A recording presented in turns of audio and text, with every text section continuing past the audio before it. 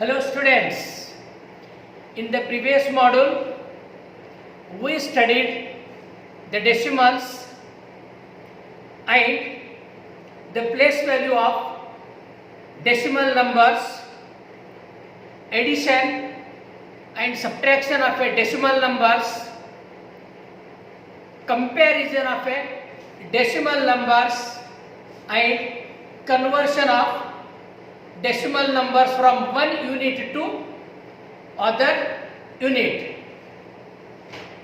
Today we shall be learning about the multiplication of decimals. In order to understand how to multiply a decimal numbers, let us take an example. Let us take an example. Rajesh purchased 1.5 kg of vegetables at the rate of rupees 7.50 per kg. How much money should he pay? Now, the example certainly it would be 7.50 into 1.50. Both numbers are decimals. So we have come across a situation where we need to know how to multiply decimal numbers. Now let us find the product of 1.2 and 2.5. Both the numbers having the decimal points. Now, how we multiply? Look at these two numbers, 1.5, 1.2 and 2.5. For a while, you multiply as if there is no decimal point. That is 1.2. Remove the decimal point. 12 into. Same way, just remove the decimal point from 2.5. You take it as a whole number. That is 25. If you multiply these two numbers, we get 300. Now where to put the decimal numbers? In 1.2 and 2.5 there is a one digit to the right of decimal point. Here there is a one digit after the decimal point. Again in 2.5 there is a one digit after the decimal point. So we count the number of digits 2. So in the product we multiply these two. 1.2 taken as a whole, 2.5 taken as a whole. The product is 300. So from the rightmost digits in 300, move 2 digits towards the left. It means from here you move 2 digits, we reach here. So we have to place the decimal point 0 0 after 2 zeros. So this can be written as 3. So this is how we place the decimal point. Multiplication of a decimals by 10, 100, 1000, 10,000 and so on. When a decimal number is multiplied by 10, comma 100, comma 1000, etc., the digits in the product are same as in the decimal numbers, but the decimal point in the product is shifted to the right by as many places as there are zeros. For example, multiply 2.97 into 10. Again, this number involves the decimal point. You multiply, just you remove the decimal point, 297 into 10. So which is equal to, you close the zero. If you close the zero, 297 into 1, any number multiplied by 1, the product is number itself. Therefore, we get 297 and 1 0. You keep as it is. Now question is again where to put the decimal point. Now you count to the right of the decimal point how many digits are there. In 2.97 there are 2 digits to the right of the decimal. So in the product, from the right hand side, from the units place, we move to 2 digits to the left. So decimal place will come here. So from the right hand side, you can move 2 digits to the left hand side. So decimal point, your answer will be, this is your 29.70. Same way, 2.97 into 100. Again, you multiply. Remove this decimal place. As a whole number, you take 297 into 100. So you get 297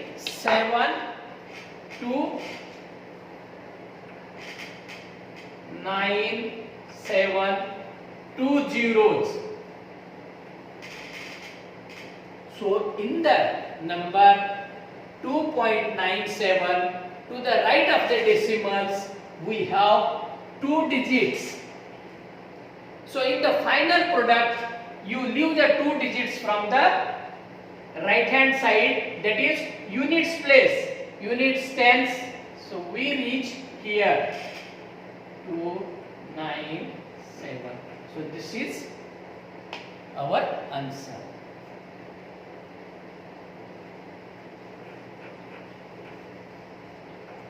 So one more example, 2.97 multiplied by 1000. You can move in the same way. 2.97 you take it as a whole number, multiply by 1000. So close all 3 zeros. 297 into 1. Then how many zeros are there? You place all the zeros. Again count the number of digits to the right of the decimal place. Again in this case we have a 2 digits after the decimal point. So in the product we can leave the 2 digits from the right hand side. Then we place the decimal point. So you get this answer. So again one more example is given, 4.37 multiplied by 10,000. So we take the exercise sum 2.6. Find 8 into 4.6. So you multiply again 8, this taken as a whole into 4, 6. So you multiply 8 6 are 48, carry 4, 8 4 are 32 plus 4 it is 36. Now here count the number of digits after the decimal point. There is only one digit after the decimal point in the product. You leave one digit. So your answer is 36.8. So same way 2.71 into 5. When you multiply 2.71 into 5, we get the product 13.55. So in 2.71 there are two digits after the decimal point. From the units place you leave two digits, then you place the decimal point, you get your required answer. Yeah, one more example. 211.02 into 4. Same way if you multiply, you get 844.08. Here again after the two digits we have a decimal point, then leave the two digits and you place the decimal point. Now find the area of a rectangle whose length is 5.7 centimeter and breadth is, we know that this is a rectangle. The area of a rectangle is length into breadth, that you learned. So we can find out area of a rectangle is equal to length into breadth. Length is 5.7 and breadth is 3. So when you multiply you get the 17.1. This is the unit centimeter square, or we can also write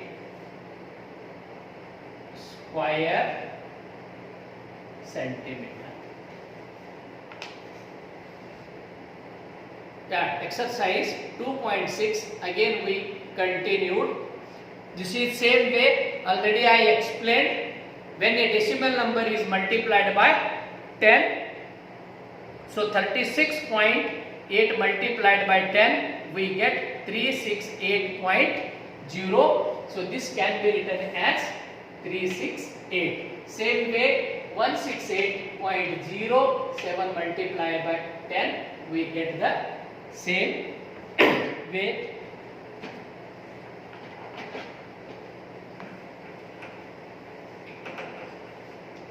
Yeah, all these are the examples already we have. I have explained it.